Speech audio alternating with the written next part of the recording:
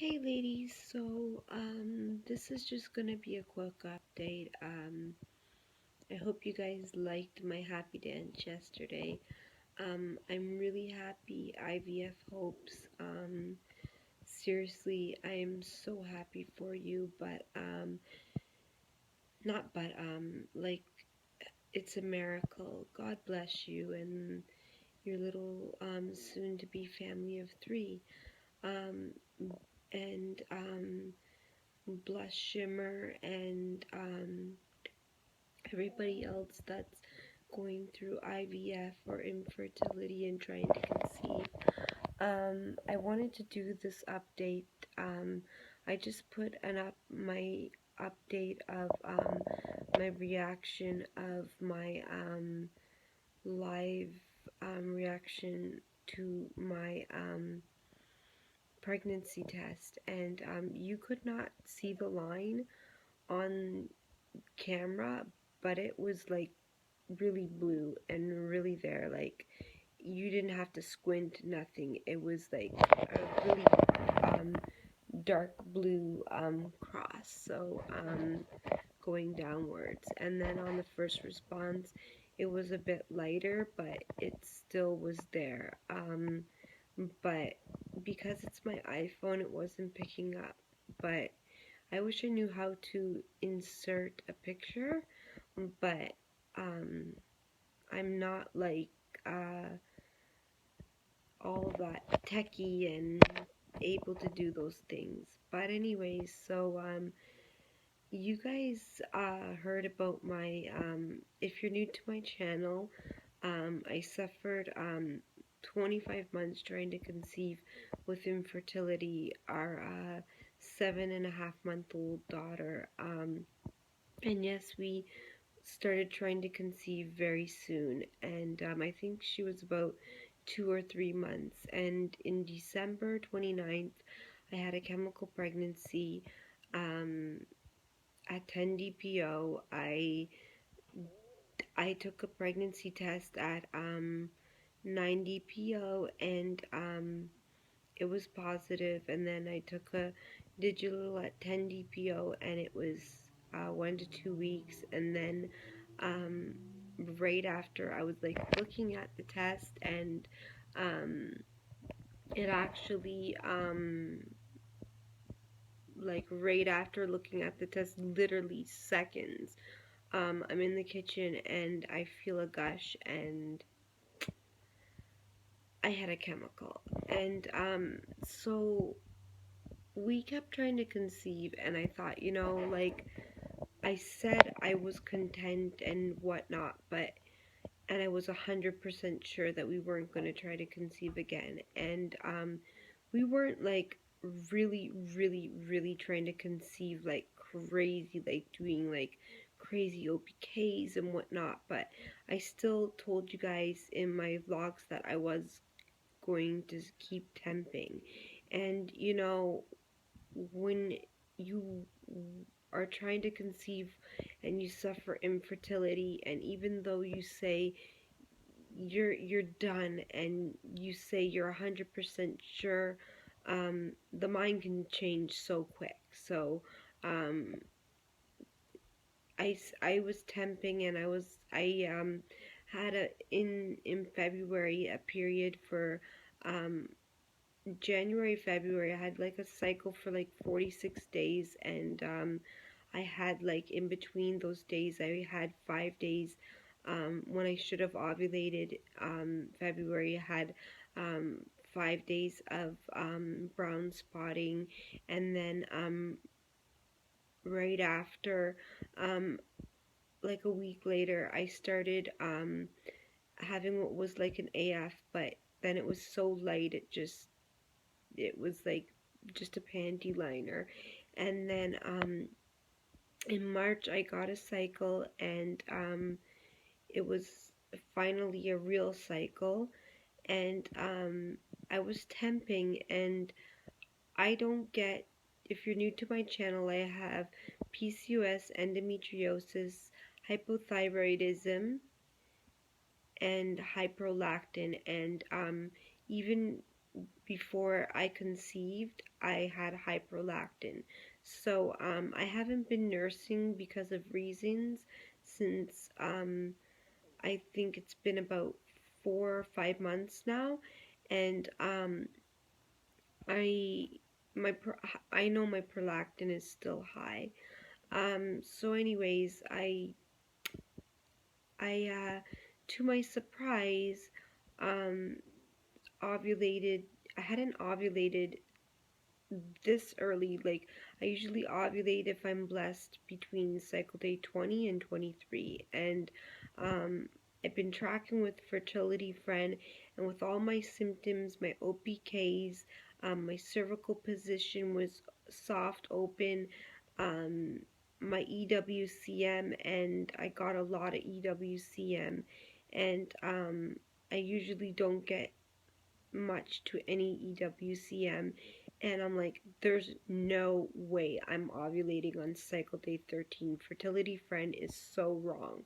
And nope, they weren't wrong because I conceived, and my temps continued to go up, and I had 3 consecutive temps after going up, and Fertility Friend um, confirmed ovulation on cycle day 13, and my temps were really high. They were in like the 98.3, then 98.6, then 98.7. It went all the way up to like 98.9. And then I was like excited and whatnot. And Friday, that happened Friday, my positive test, and then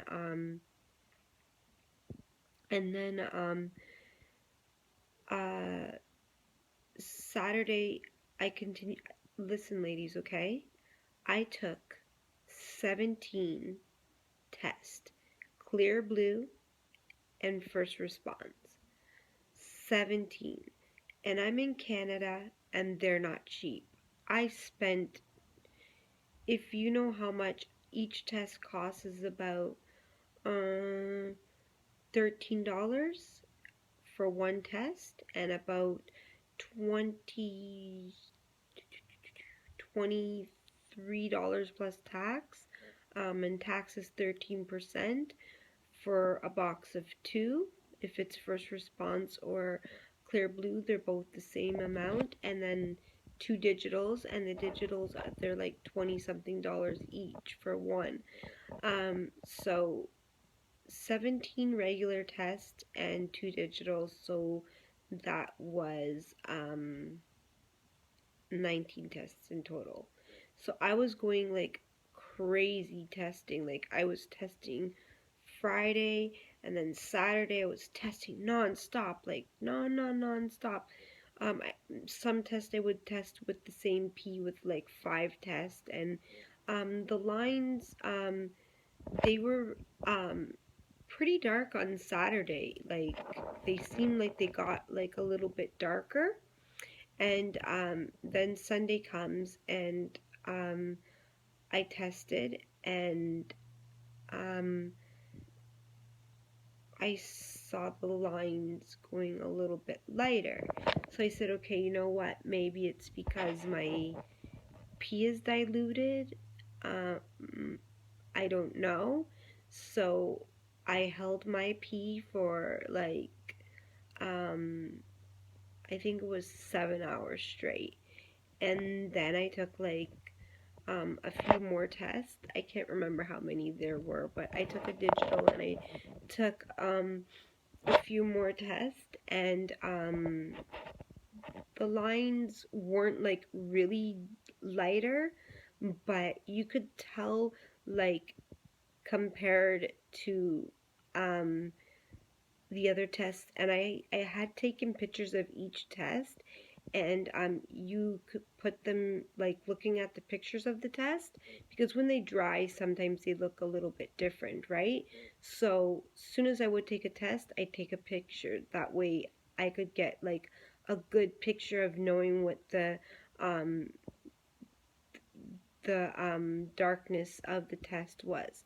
So Sunday I was like, okay, something's not right. Like I wasn't getting cramps, nothing, but I don't know if it was intuition, me just thinking negative, but I just said no. Like I've had many pregnancies, um, many losses.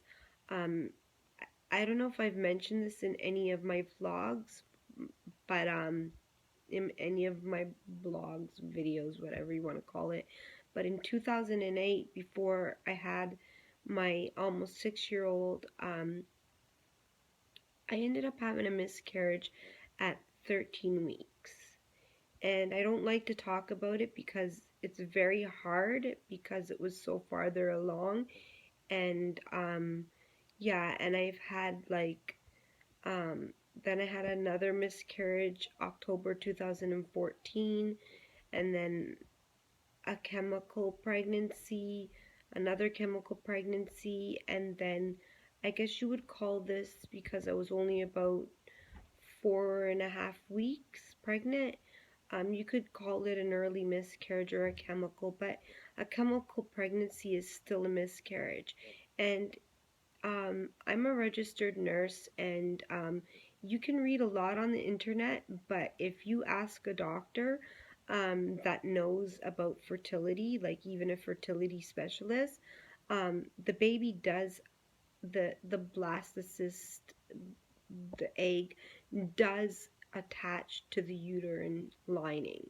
Once you conceive, it does attach, but when you have a chemical pregnancy, it's just called a chemical pregnancy because it's an early miscarriage, very, very early miscarriage. And some women have them and they don't even know because um, they don't test soon and they just think their periods are late. Um, but something goes wrong. Maybe there's an extra chromosome, um, and there's going to be something wrong with the baby, and the body says, hey, you know, this baby's not going to be healthy. It's time to flush it out. I don't mean to sound like mean, but basically the body's clearing it out because the body knows that it's not going to be a healthy baby. Um, there are other factors, like maybe if a woman has, let's say, fibroids in her uterus, or endometriosis, or the lining's not thick enough or whatnot, then that can also too cause miscarriages, because when the baby implants, it doesn't implant properly, and then a woman will miscarriage. And there's so many other factors, but I can go on and on and on. So Monday I had a miscarriage, and I was devastated. TMI, I bled Monday and Tuesday very, very, very, very heavy with clots, and Monday was the worst with very, very, very bad cramps. Um, we're Thursday today, and yesterday, Wednesday, I actually woke up to TMI full of blood. Like I was wearing a pad that for older people that are like peeing themselves. So it was a humongous pad, and I bled through that, through my clothes. Um, yeah, and the bleeding has calmed down a bit. It's just more so now like a heavy period. But that's all, ladies. And you know, I don't know what the future's gonna hold for me, but I can only trust in God, and I will update what my decisions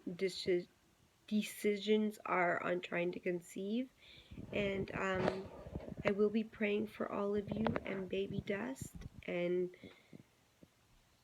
God bless everyone, and take care.